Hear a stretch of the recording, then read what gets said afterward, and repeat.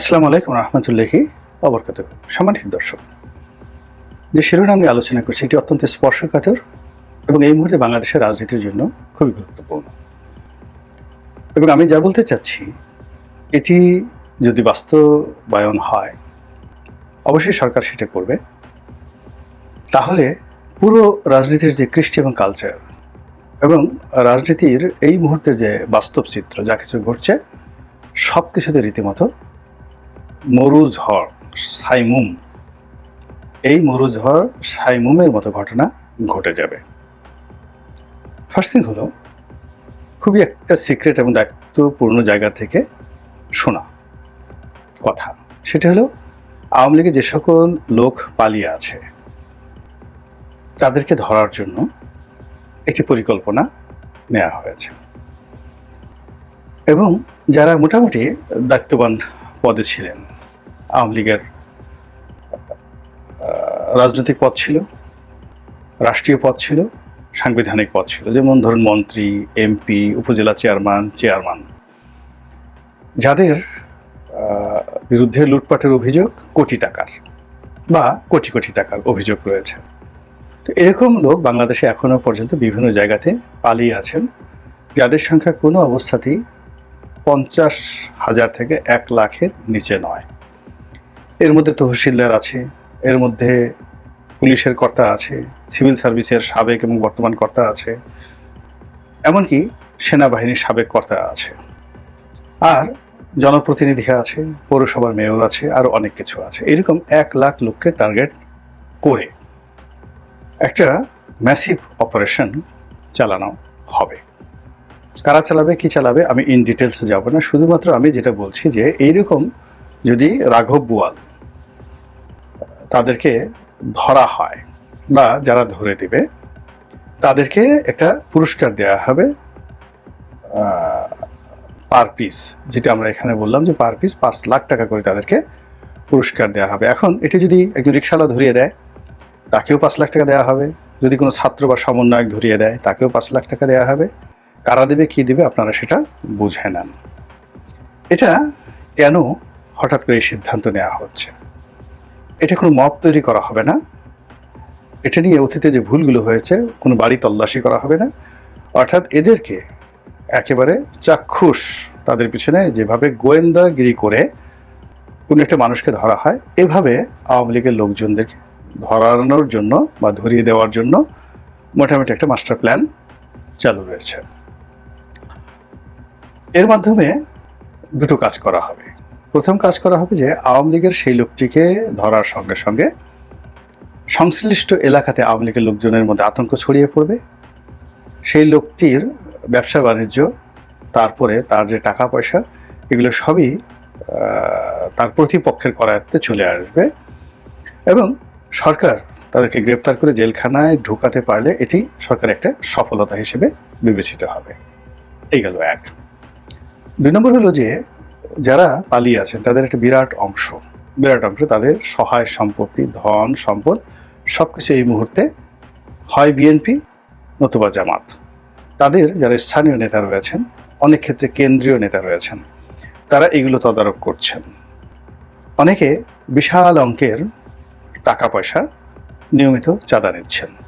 যেমন ধরুন এস আলমের কথাই বলি, এস আলমের একটা ফ্যাক্টরি যদি চলে, তো এটা চলার জন্য যে এলাকাতে তার ফ্যাক্টরি চলে সে এলাকার 100 জন গুন্ডাকে, পান্ডাকে, আওয়ামী বিরোধী শক্তি যারা একসময় ছিল তাদেরকে ধরেন উনি টাকা দিচ্ছেন। আবার এই 100 লোককে ম্যানেজ করার জন্য চট্টগ্রামে যদি হয়, চট্টগ্রামের আরো 2 জন কেন্দ্রীয় নেতাকে আরো একটু বেশি টাকা দিচ্ছেন। আবার সেই কেন্দ্রীয় নেতার যে বিগ বস তাকে তিনি একটা বড় অ্যামাউন্ট দিয়েছেন। এখন এস আলমকে নিয়ে যদি পরিকল্পনা থাকে এবং তাকে ধরা হয় এবং তার মুখ দিয়ে যদি এই সকল স্বীকারোক্তি আদায় করা যায়, তাহলে যারা তার এই কুকর্মে সহযোগিতা করছে এবং তার সহায় সম্পত্তি বিক্রি, বাট্টা, তারপরে তদারক, মেইনটেইন ইত্যাদি সব কিছু যারা করছে তাদের কি পরিমাণ সম্মানহানি হবে, রাজনৈতিক যাকে বলা হয় ঝড় আসবে তাদের জীবনে। এবং এমনও হতে পারে যে তারা এই তাদের কর্মকাণ্ডের জন্য এস আলমের সঙ্গে তারাও দায়ী হয়ে যেতে পারেন। তো কাজেই এভাবে যদি রাজনীতির অঙ্গনে মোটামুটি আওয়ামী লীগের 1 লক্ষ লোকে টার্গেট করে যদি 1000-5 লোককে ধরা যায়, আর সেই 5000কে টার্গেট করে সেই 5000 লোকের সাথে সম্পৃক্ত যদি আরো 1015 লোক ধরা যায়, তাহলে পুরো রাজনৈতিক অঙ্গনে রীতিমতো মৌচাকে ঢিল পড়লে যেভাবে মধু রেখে দৌড়দৌড়ি করে, মধু রেখে দৌড়দৌড়ি করে এবং সমস্ত মৌমাছিরা পালিয়ে যায়, বা মৌচাকে যদি ধোঁয়া দেওয়া হয়, আগুন দেওয়া হয়, তাহলে যেভাবে সমস্ত মৌমাছি পালিয়ে যায় আর মৌয়াল যারা রয়েছে তারা মধুটা সংগ্রহ করে নিয়ে আসে, ঠিক ওইরকম একটা পরিবেশ পরিস্থিতি তৈরি হবে। আওয়ামী লীগের শীর্ষ ধরুন 20-25 জন নেতা, যাদের সবার বিরুদ্ধে 2000, 4000, 5000 কোটি টাকা তছরূপ করার অভিযোগ রয়েছে। তারা তাদের টাকার একটা বিরাট অংশ বিদেশে পাচার করেছেন, আবার দেশের শিল্প, কল কারখানা, বাড়ি গাড়ি, প্রাসাদ সবকিছু তারা করেছেন। খোঁজ নিয়ে দেখেন তো যারা এই ঢাকার আশেপাশে এইরকম আওয়ামী লীগের যারা নেতা, তাদের সহায় সম্পত্তি কারা তদারক করছেন, কারা দেখভাল করছেন, কারা তাদেরকে সিকিউরিটি দিচ্ছেন ইত্যাদি সবকিছু। এবং এই জায়গাটাতে মোটামুটি সরকার একটা আঘাত করতে চাচ্ছে যে তলে তলে তোমরা সবাই ভাই বোন হয়ে যাবা এবং এক জালেম আর এক জালেমের বন্ধু হয়ে যাবা, এক চোর আর এক চোরের বন্ধু হয়ে যাবা, আর আমাকে তোমরা সকাল বিকেলে খোঁটা দেবা, তা হবে না। ফলে এই দুর্গে আঘাত করার জন্য, এই মৌচাকে ঢিল দেওয়ার জন্য বা এই মৌচাক থেকে মধু সংগ্রহের জন্য রাষ্ট্র যদি শক্তি প্রয়োগ করে, রাষ্ট্র যদি কৌশল প্রয়োগ করে, ক্ষতি কি? যদি এরকম দুষ্ট লোকদের টাকা, সেটা 2 লক্ষ কোটি টাকা হোক, মানে এদের সহায় সম্পত্তি যদি বাজেয়াপ্ত করা হয়, কম করে হলেও তো 2 লক্ষ কোটি বা 5 লক্ষ কোটি টাকা খুব ইজিলি রাজস্ব মানে খাতের বাইরে গিয়ে সরকার বাজেয়াপ্ত করে রাষ্ট্রীয় কোষাগারে জমা দিতে পারে, এবং এটি সরকারের জন্য একটা বিশাল ব্রিদিং টাইম। ফলে কারো 1 কোটি টাকা বাজেয়াপ্ত করার সুযোগ পেয়ে, কারো 1000 কোটি টাকা বাজেয়াপ্ত করার সুযোগ পেয়ে যদি কাউকে 5 লাখ টাকা পুরস্কার দেওয়া হয়, সেই পুরস্কারটি সরকারের জন্য বা অন্যান্য যারা এই কাজটা করবেন তাদের জন্য কতটা সহায়ক হবে একটু ভাবার চেষ্টা করুন।